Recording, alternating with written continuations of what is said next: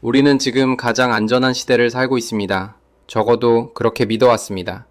인플레이션이 잡혔다는 뉴스가 쏟아지고 에너지 가격은 안정되었으며 이제 곧 금리도 내려올 거라는 낙관론이 거실을 가득 채웠습니다. 우리는 조심스럽게 지갑을 다시 열기 시작했죠. 그런데 이상하지 않습니까? 세상이 가장 평화롭다고 느끼는 그 순간 역사는 항상 가장 잔인한 청구서를 들이밀어 왔습니다. 2008년 금융위기도 그랬습니다. 2020년 팬데믹도 그랬습니다. 그리고 지금 세계에서 가장 뜨겁다는 걸프만 바다가 다시 얼어붙기 시작했습니다. 물리적인 얼음이 아닙니다. 전 세계 경제의 혈관, 즉 에너지와 물류가 얼어붙고 있다는 뜻입니다. 여기서 잠깐 아이러니한 질문을 하나 드리겠습니다. 우리는 왜 항상 위기가 닥친 뒤에야 그 위기를 이해할까요? 지금 이 순간에도 중동 한복판, 손바닥만한 좁은 해협 하나가 전 세계 부의 흐름을 통제하고 있는데 정작 우리는 그 이름조차 낯설게 느낍니다. 호르무즈 해협. 이 이름이 낯설다면 지금부터 매우 불편한 진실을 직면하게 될 겁니다. 전쟁은 총칼로만 하는 게 아닙니다. 식탁 위 밥상의 가격을 올리고 켜두었던 보일러를 끄게 만드는 것. 그것이 바로 21세기 진짜 전쟁의 모습입니다. 지금 중동에서는 그 전쟁이 아주 조용히 그러나 무섭게 진행되고 있습니다. 오늘 우리는 이 이야기를 세 개의 막으로 풀어볼 것입니다. 축복처럼 보였던 지형이 어떻게 저주가 되는지, 그 저주가 왜 우리 가스비 고지서와 직결되는지, 그리고 이 위기는 과연 일시적 해프닝인지 아니면 우리가 감당해야 할 새로운 일상이 될 것인지를요. 준비가 되셨나요? 아니, 사실 준비가 되셨든 안 되셨든 이 이야기는 이미 시작되었습니다.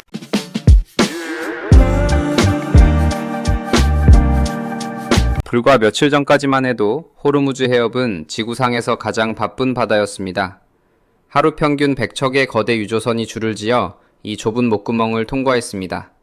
그런데 지금 그 숫자가 단 6척으로 급감했습니다. 75% 이상의 물동량이 증발해버린 것입니다. 숫자만 들으면 실감이 나지 않을 수 있습니다. 쉽게 비유하자면 전국 고속도로에서 달리는 차량의 4분의 3이 하루아침에 사라진 것과 같습니다. 그것도 아무런 예고 없이 말이죠. 그 차들은 소멸한 게 아닙니다.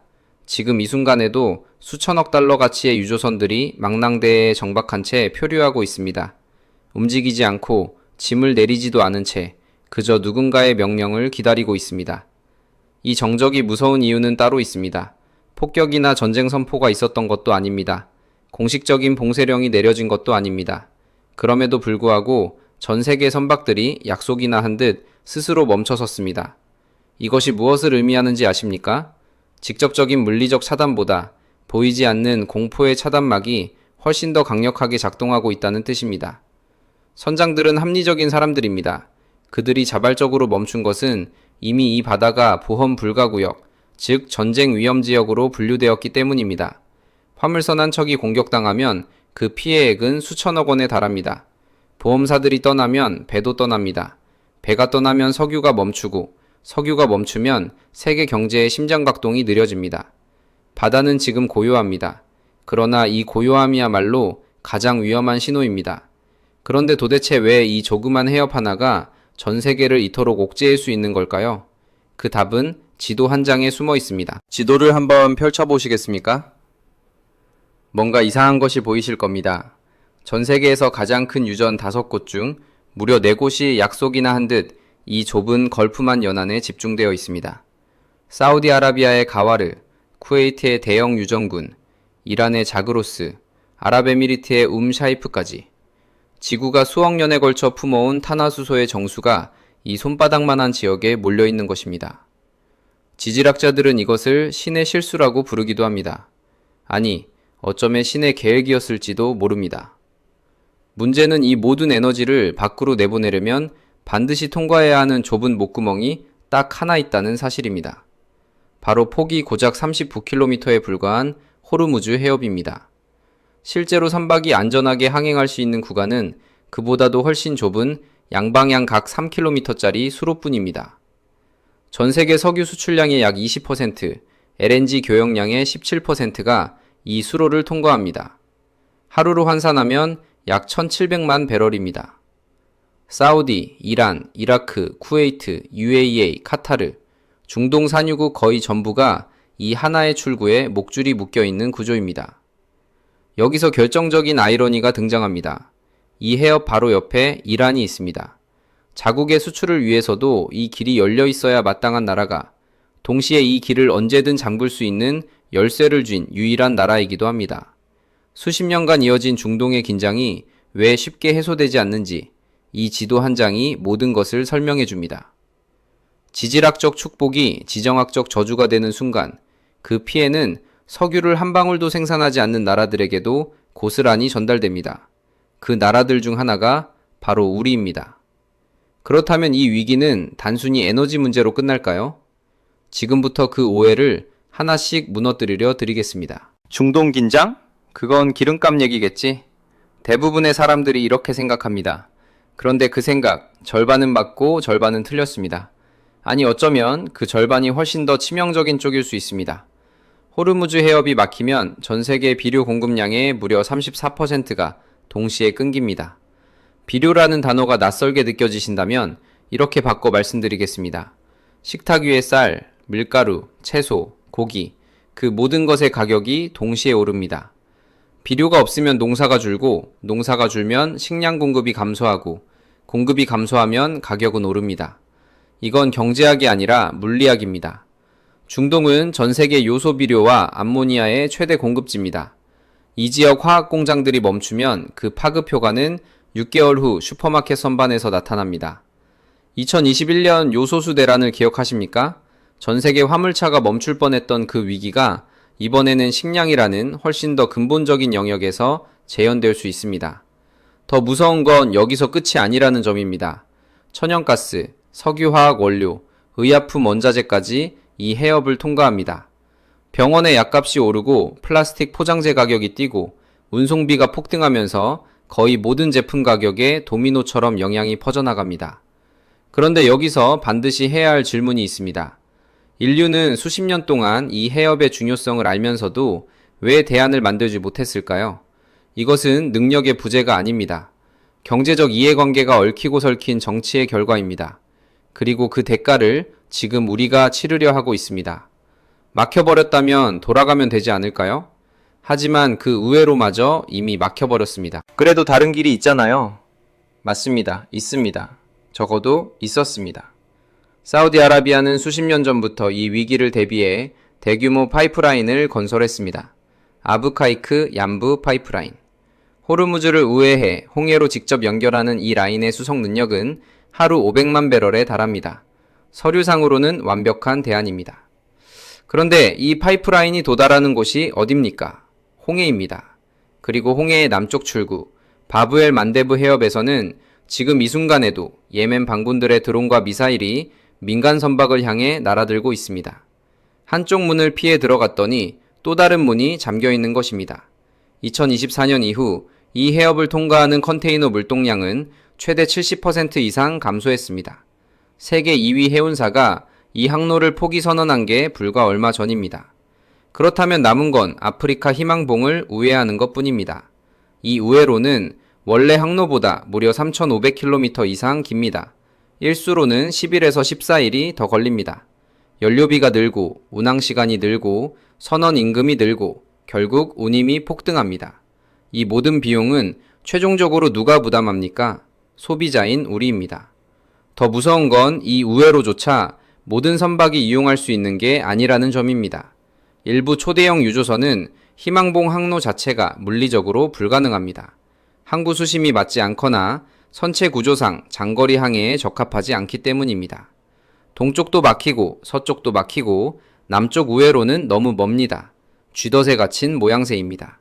그렇다면 도대체 얼마나 심각하게 가격이 오를 수 있을까요? 그 답이 이미 시장에서 나오고 있습니다. 시장은 거짓말을 하지 않습니다.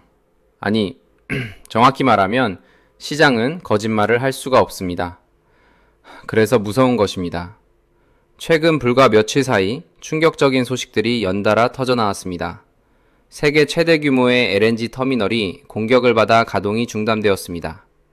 이어서 중동 최대의 석유 수출 터미널도 피격 피해를 입었습니다. 길이 막힌 것을 넘어서 에너지를 생산하고 처리하는 공장 자체가 불타오르고 있다는 뜻입니다. 이것이 왜 더 치명적이냐 하면 석유와 달리 가스는 다른 곳에서 금방 대체할 수 있는 에너지가 아니기 때문입니다. 천연가스는 전용 파이프라인이나 극저온 LNG 선박이 아니면 운반 자체가 불가능합니다. 터미널 하나가 멈추면 그 용량만큼의 공급이 물리적으로 사라집니다. 유가는 다른 산유국이 증산으로 어느 정도 보완할 수 있지만 가스는 그것조차 어렵습니다. 가스 터미널 하나가 멈추는 것이 이 정도 충격이라면 해협 전체가 봉쇄되는 상황은 어떨까요? 그 질문의 답이 유독 유럽과 한국, 일본에게 더 잔인하게 다가오는 이유가 있습니다. 알고 보면 우리는 이미 이 지역에 생각보다 훨씬 깊이 의존하고 있었습니다. 우리는 중동가스 의존도가 낮잖아요. 이 말은 맞을 수도 있고 틀릴 수도 있습니다. 하지만 더 중요한 사실은 이 말이 점점 과거의 이야기가 되어가고 있다는 것입니다. 유럽의 경우 북해가스전은 빠르게 고갈되고 있습니다. 매년 생산량이 줄고 있으며 10년 후에는 현재 수준의 절반 이하로 떨어질 것으로 예측됩니다. 그 빈자리를 무엇이 채우고 있습니까? 카타르산 LNG입니다. 카타르는 전 세계 LNG 공급량의 약 22%를 차지하는 최대 수출국 중 하나입니다. 그리고 카타르의 모든 LNG는 호르무즈 해협을 통과해야만 밖으로 나올 수 있습니다. 우리나라도 예외가 아닙니다. 현재 국내 가스 수입의 상당 부분이 카타르와 중동 국가들로부터 옵니다. 에너지 수입 다변화를 외치면서도 실제 구조는 여전히 중동에 묶여 있습니다. 이 충격은 6개월에서 12개월 후에 우리 가스비 고지서에 고스란히 반영됩니다. 물가가 다시 오르고 금리를 내리기 어려워지고 가계의 실질 구매력이 줄어들기 시작합니다. 2022년 에너지 위기 때 유럽 일부 국가에서는 노인들이 난방비를 아끼기 위해 도서관에 모여 앉았습니다. 그 장면이 우리에게 낯선 이야기로 남아있기를 바라지만 지금 숫자들은 그 낯섦이 착각이었을 수 있다고 속삭이고 있습니다. 그러나 에너지 가격 폭등은 단지 가스비의 문제가 아닙니다. 더 거대한 연쇄 반응의 시작점입니다. 가스 가격 폭등, 유가 9% 상승.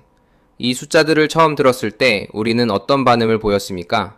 아마 대부분은 잠깐 눈살을 찌푸렸다가 화면을 넘겼을 것입니다. 하지만 이 숫자들의 연쇄 반응을 일으키기 시작하면 이야기는 완전히 달라집니다.